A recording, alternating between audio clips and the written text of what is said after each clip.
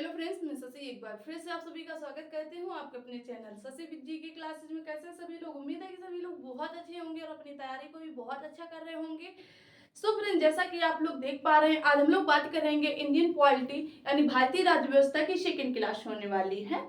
ठीक है, जैसा कि आप लोगों ने फर्स्ट क्लास में देखा, हम लोगों ने बहुत सारी चीजें जो है बहुत अच्छे बेस में क्लियर की हैं। सेम उसी प्रकार आज की क्लास भी अच्छे से क्लियर होने वाली है। तो आप सभी लोग जो है क्लास से स्टार्ट टू एंड तक रहेंगे ताकि आपका कोई भी बिंदु मिस ना हो। ठीक है, अगर इसके बाद भी क्लास को पढ़ने के बाद भी अगर आपके माइंड में कोई डाउट रहता है, कोई सवाल उठता है, तो उस सवाल को डाउट को कमेंट बॉक्स में कमेंट कर सकते हैं, तो उसका रिप्लाई आपको अवश्य दिया जाएगा। ठीक है, चलिए, तो आप लोग जो है क्लास के इन तक रहेंगे। तो क्लास के इन में मैं आपको जो है कुछ क्वेश्चन होंगे उनको क्लियर कराऊंगी। ठीक है, चलिए, तो ये क्लास को प्रारंभ करते हैं। जैसा कि हमने कल क्लास के इन में बताया, एक हेडिंग डलवाई थी भारतीय राज्य व्यवस्था। हम लोगों ने कल पॉलिटिकल साइंस और पॉलिटिक्स और कॉन्स्टिट्यूशन को क्लियर किया था, राज्य की परिभाषा को जाना था। ठीक है, और उसके बाद जो है कुछ राजनीतिक तत्व थे उनको जाना था। और आज हम लोग जानेंगे भारतीय राज्य व्यवस्था कैसी थी, क्या क्या हुआ था हमारे भारत में, जो हमारी राज्य व्यवस्था बन पाई, इसकी शुरुआत हो पाई है। ठीक है, चलिए, तो पहले तो पॉइंट बनाइए, भारतीय राज्य व्यवस्था यानी इंडियन पॉलिटी। भारतीय राज्य व्यवस्था, इसको बोलते हैं क्या? Indian polity. ओके, क्लियर हो गई? बनाई सभी ना?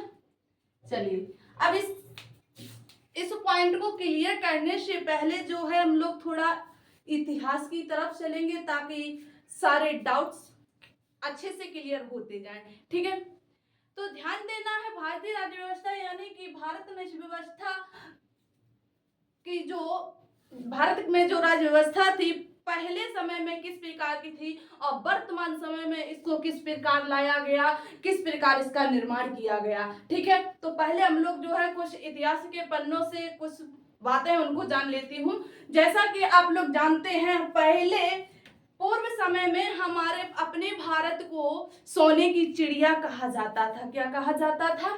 सोने की चिड़िया कहा जाता था। थोड़े से जो है इतिहास की तरफ चलेंगे। ठीक है, आप सभी लोग जानते हैं हमारे भारत को पहले जो है सोने की चिड़िया कहा जाता था। क्यों कहा जाता था? क्योंकि हमारे देश में मसाले की खेती जो है सर्वाधिक होती थी। मसाले का जो उत्पादन है भारी मात्रा में होता था, और मसाला आप सभी लोग जानते हो बहुत महंगा बिकता है। ठीक है, तो देखिएगा दक्षिण में कुछ हिल्स हैं।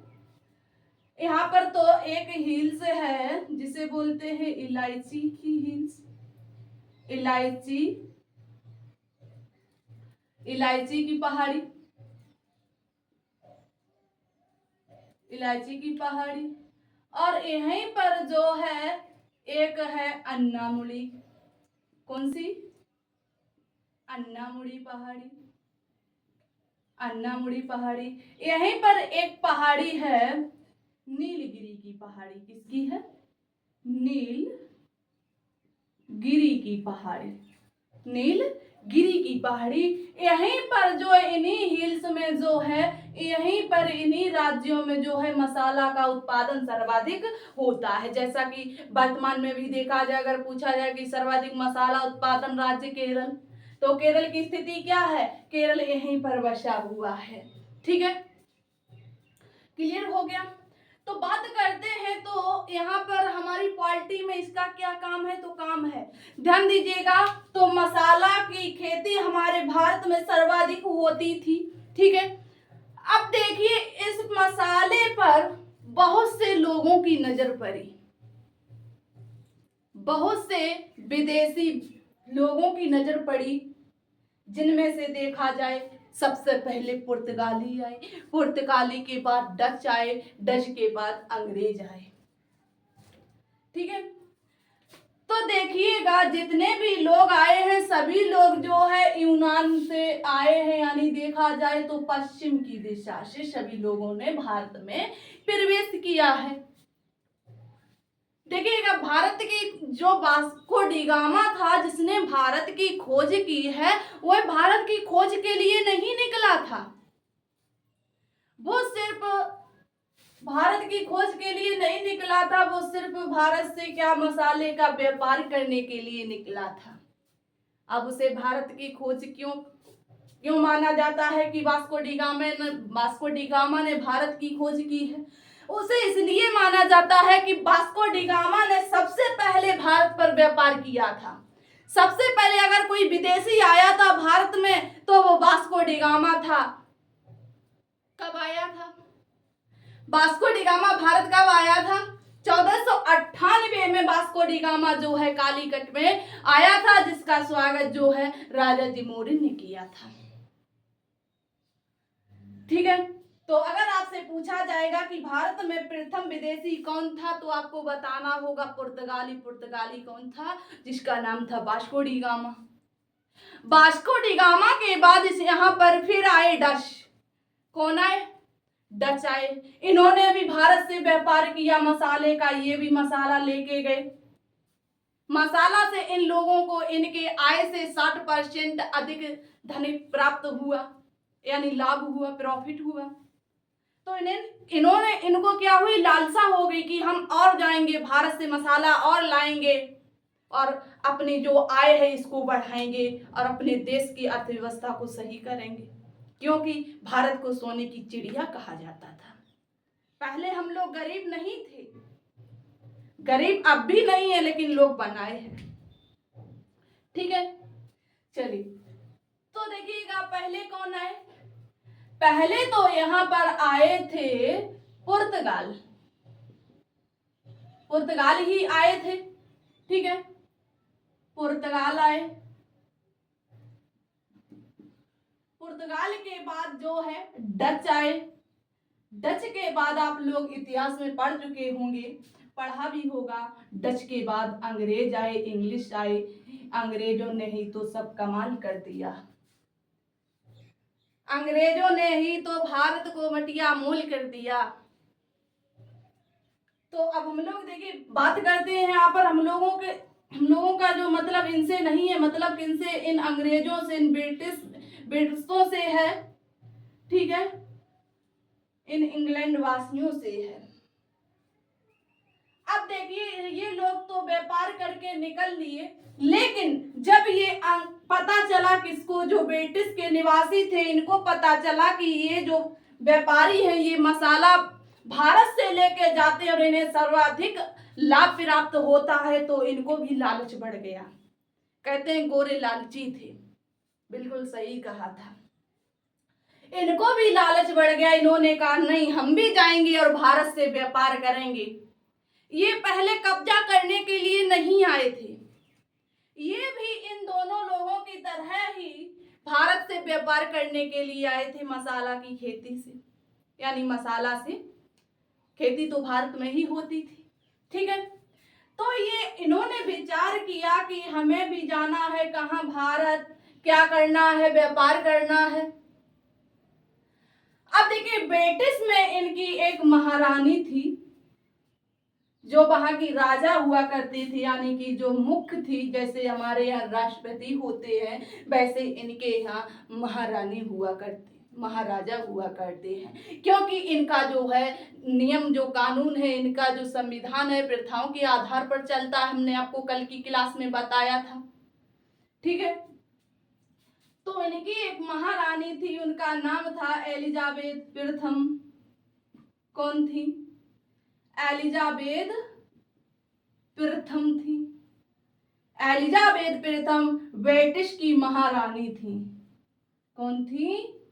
ब्रिटिश की महारानी थी। देखिए कोई भी किसी भी देश का नागरिक कोई विदेश में जाएगा, किसी अन्य देश में जाएगा, तो सबसे पहले परमिशन किससे लेगा? या अपने देश का नागरिक पाकिस्तान जाए या नेपाल जाए या अमेरिका जाए, कहीं भी जाए XYZ, सऊदी अरब जाए, कहीं भी मान लो जाए, तो सबसे पहले वीजा बनवाता है। यस या नो? वीजा बनता है। वीजा इसलिए बनता है, इनसे परमिशन ली जाती है। परमिशन ली जाती है कि हमें वहां जाना, मैं वहां जाना चाहती हूँ। पूरा बायोडेटा रहता है। ठीक है, तो ऐसा हुआ, इन अंग्रेजों का मन हुआ था कहाँ, भारत में व्यापार करने के लिए। तो इनका जो मन हुआ था, तो इन्होंने, इनका एक ग्रुप था, उस समूह का नाम था मर्चेंट एडवेंचर्स। इन अंग्रेजों ने एक ग्रुप बनाया था। क्या था? ग्रुप का नाम था, नोट कर लीजिए, पूछा जाता है, मर्चेंट एडवेंचर्स। मर्चेंट एडवेंचर्स क्या था? अंग्रेजों का एक ग्रुप था, एक समूह था।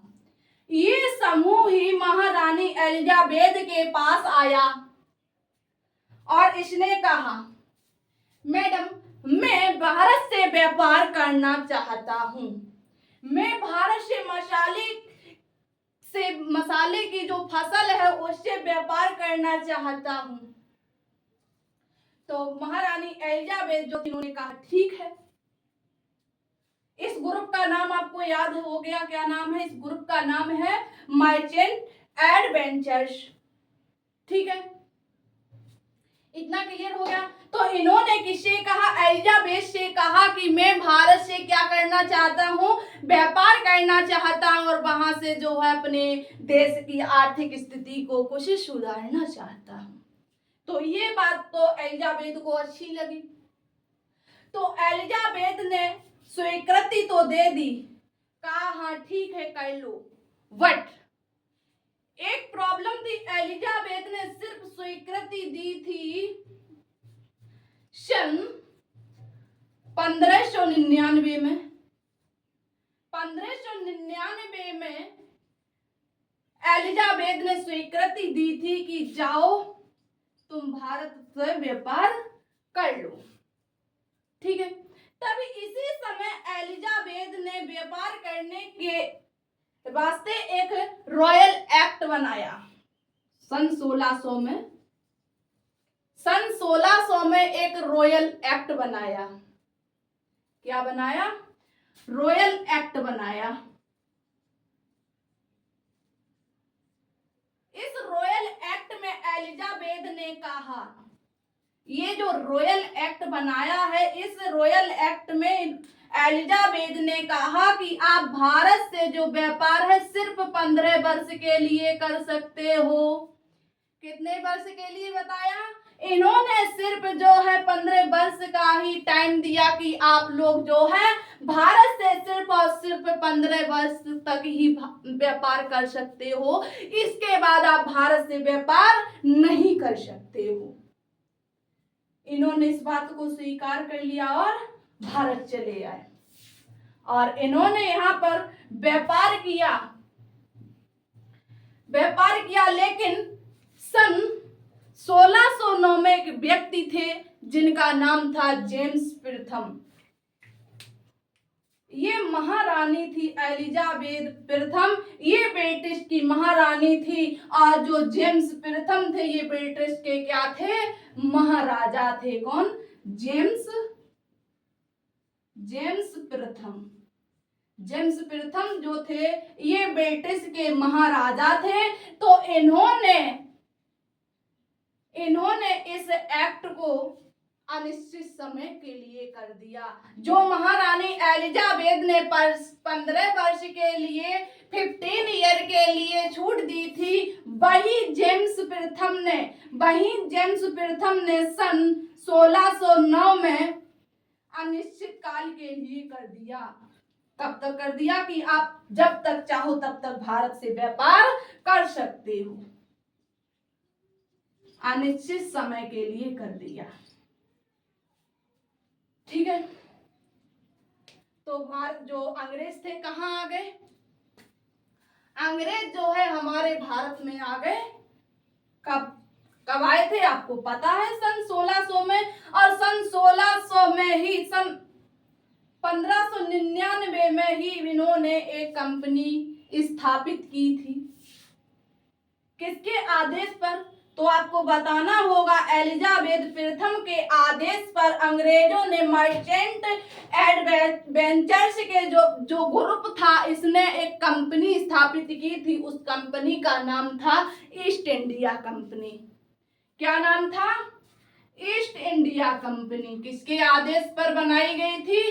तो आप कहेंगे एलिजाबेथ के आदेश पर जो है मर्चेंट एडवेंचर्स के ग्रुप ने ईस्ट इंडिया कंपनी की स्थापना की। ईस्ट इंडिया कंपनी की स्थापना की। ठीक है, देखिए इसमें नाम जोड़ दिया इंडिया। ये किस लिए जोड़ दिया? इंडिया सिर्फ अपने फायदे के लिए जोड़ दिया कि इनका नाम जोड़ देंगे तो ये लोग कुछ नहीं कहेंगे। ये लोग समझेंगे कि ये कंपनी हमारे देश की है, हमारी अपनी है, लेकिन नहीं, ये किसकी थी? ये अंग्रेजों की कंपनी थी। ठीक है, इन्होंने नाम इंडिया इसलिए दिया था, अगर ये अपने देश के नाम से कंपनी बनाते तो इंडिया वाले यहाँ पर स्थापित नहीं करने देते। ये बात भी थी। तो इसीलिए इन्होंने इस कंपनी का नाम जो रखा ईस्ट इंडिया कंपनी रखा। ठीक है, इतना क्लियर हो गया। इसके बाद हम लोग कहाँ आए? भारत आ गए। ठीक है, भारत आ गए, अंग्रेज भारत आए। अंग्रेजों ने कुछ समय भारत में व्यापार किया। क्या किया? व्यापार किया। अंग्रेजों ने भारत से कुछ समय के लिए व्यापार किया। व्यापार करते करते जो है अंग्रेजों को भारत की जो है क्या व्यवस्था अच्छी नहीं लगी। कहाँ आ गए हम लोग? भारत की क्या अच्छी नहीं लगी? व्यवस्था अच्छी नहीं लगी। व्यवस्था का मीनिंग होता है सिस्टम। क्या है? सिस्टम। सिस्टम का मीनिंग होता है लॉस। इसका यानी इसको बोल सकते हैं रूल। अंग्रेज जो थे, इनको जो है भारत के जो रूल थे इनको पसंद नहीं आए। क्योंकि इनको पसंद क्यों नहीं आए? ये जो भारत के हिसाब से यहाँ की व्यवस्था बिल्कुल ठीक थी। क्या थी? भारत के हिसाब से तो जो है भारत की व्यवस्था बिल्कुल ठीक थी, लेकिन अंग्रेजों के हिसाब से जो है भारत की व्यवस्था बिल्कुल ठीक नहीं थी।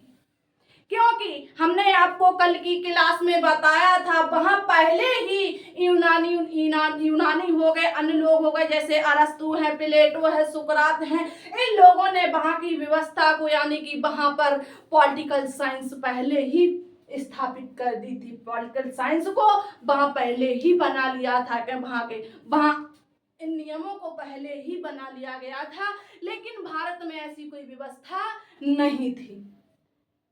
तो वहां पहले कानून बन गए, इसलिए इन अंग्रेजों को भारत के कोई भी कानून पसंद नहीं आए, कोई भी नियम पसंद नहीं आए। तो इन्होंने क्या किया? अंग्रेजों ने अपने नियम बनाने शुरू कर दिए।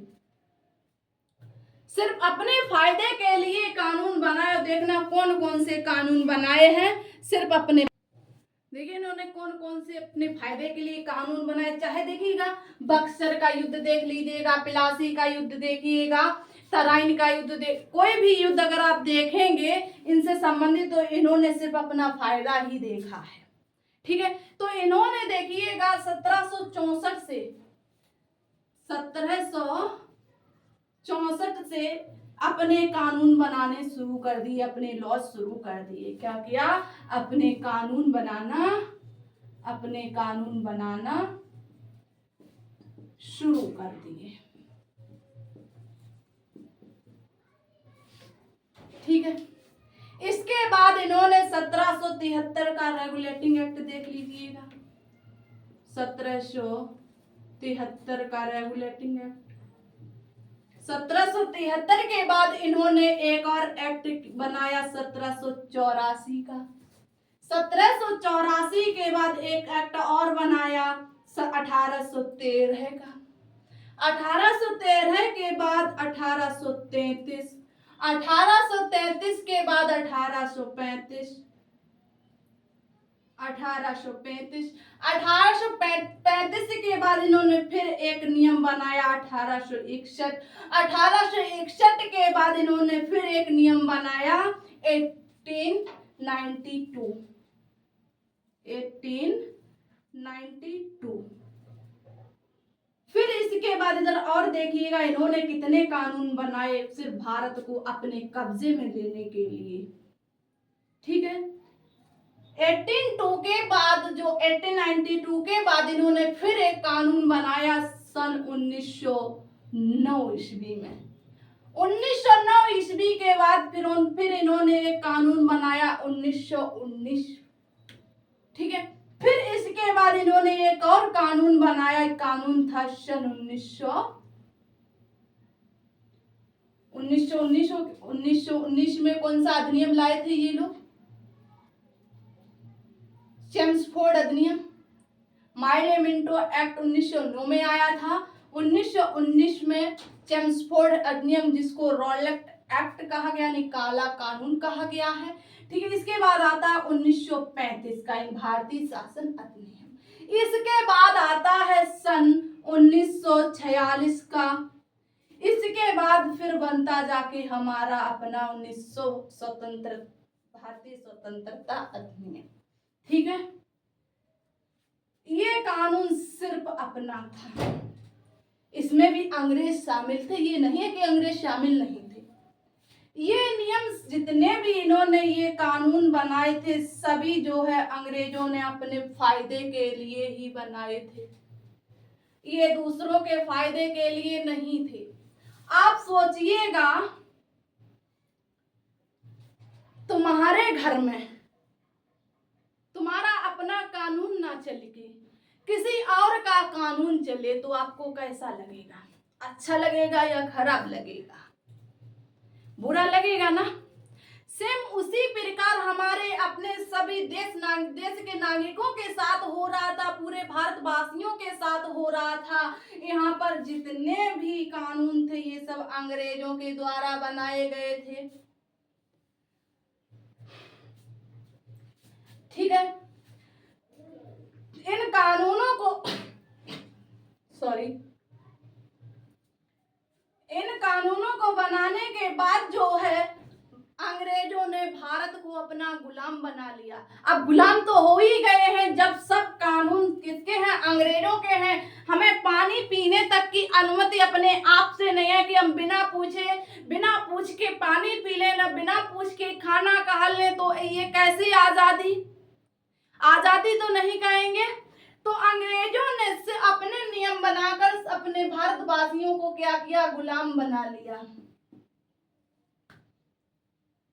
तो गुलाम तो बन ही गए। इस गुलामी से परेशान होकर संविधान सभा की मांग की गई। किसकी? संविधान सभा की मांग की गई।